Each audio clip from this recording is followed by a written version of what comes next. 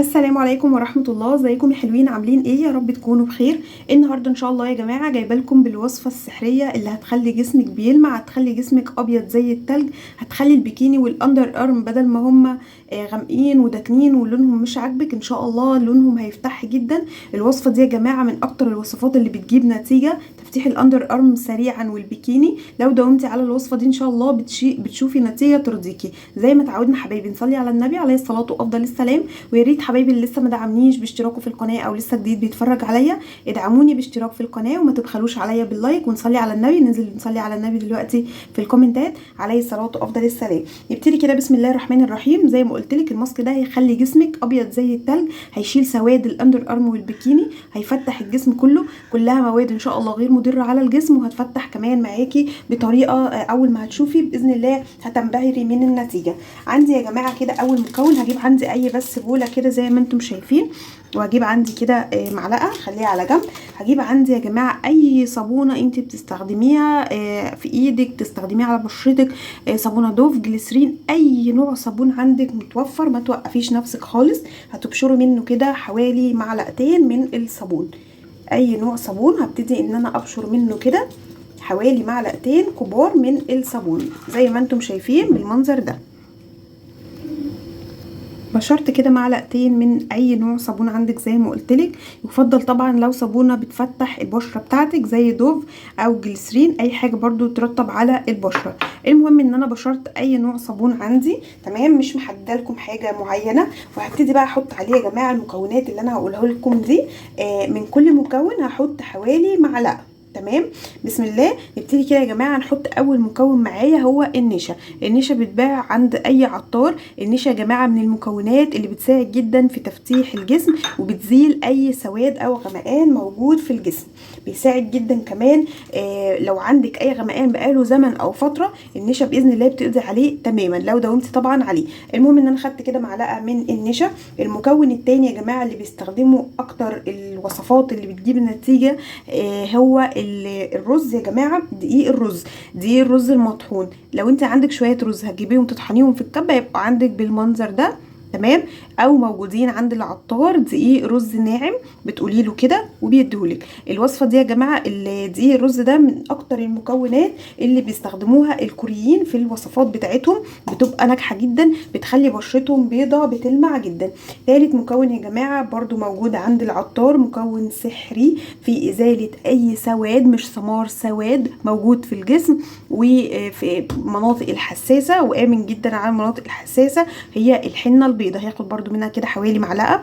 الحنه البيضه دي يا جماعه من المكونات اللي بتساعد جدا في تبييض، مش تفتيح بس، تبييض البشره وكمان الجسم، وبتساعد جدا على ازاله اي سواد موجود في الجسم. طيب وكمان هحط ايه يا جماعه؟ عارفين هحط بقى مكون حلو جدا بيساعد على تقليل افرازات رائحه العرق. طبعا يا جماعه المناطق الحساسه دي دايما بتعرق، بالذات ان احنا داخلين في مرحله الصيف، فطبعا هيكون عندنا ريحه عرق. اكتر البنات اللي بتكون عندها ريحه عرق مش حلوه بتسبب لها مشكله طبعا. هو ليه دايما ريحه عرق وحشه مع اني بستخدم اغلى الماسكات واغلى الكريمات واغلى المزيلات؟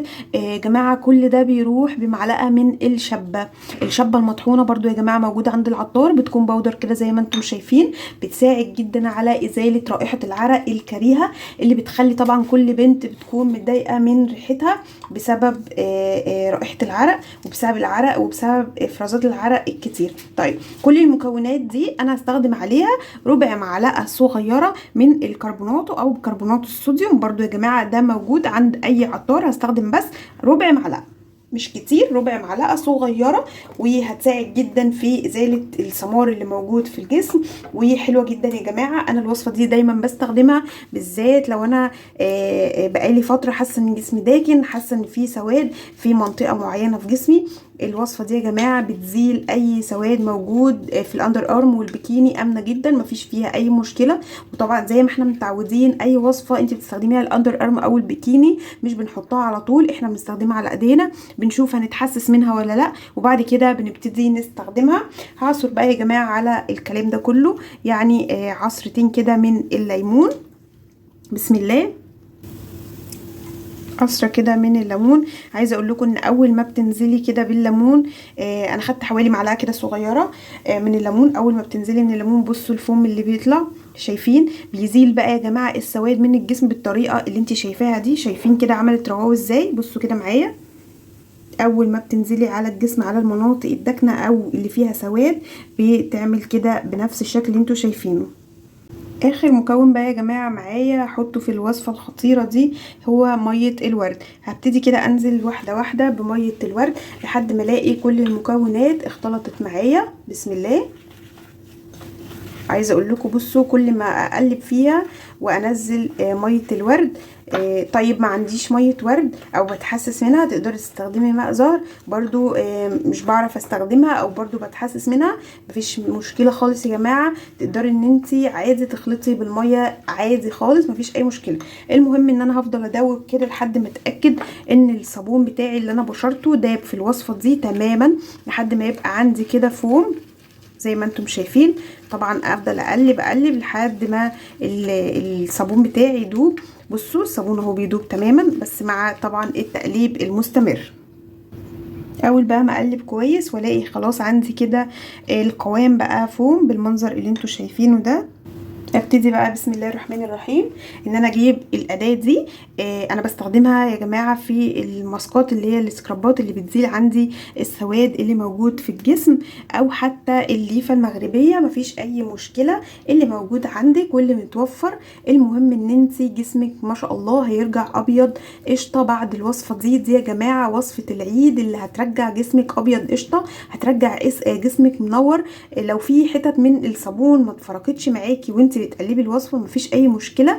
لو انت بتستخدمي الليفه او بتستخدمي الاداه السيليكون دي هتلاقيها ان هي ابتدت ترغي معاكي زي ما انت شايفه بالمنظر اللي انت شايفاه ده. بصوا كده يا جماعه، عايزه اقول لكم ان الوصفه دي من الوصفات الممتازه الخرافيه اللي بتساعد جدا في ازاله الاوساخ الموجوده في الجسم والسواد اللي موجود في الجسم. يعني تقريبا برضو هتشوفي الكلام اللي انا بقوله ده من اول استخدام. عايزه اقول لك ان انت الوصفه دي بتفضلي تفركي كده على جسمك الاندر ارم والبيكيني والاماكن الداكنه في الجسم زي الركب، الاكواع، العقل بتاعه الاصابع، الايدين يا جماعه. مكان مطرح ما انت ما بتغسلي المواعين بتبقى ايدك حساسه اغمق من جسمك. اي منطقه في جسمك، عايزه اقولك برضو لو الرقبه الخلفيه، اي مكان في جسمك داكن هتقدري تستخدمي الوصفه دي عليه. هتفضلي تفركي فيها كده بحركات دائريه طبعا بالراحه. لو على مكان حساس بالراحه، زي ما قلتلك كده بالمنظر ده لمده 10 دقايق، وبتسيبيها برضو كده على جسمك لمده 10 دقايق او ربع ساعه، من 10 ل 15 دقيقه بالظبط.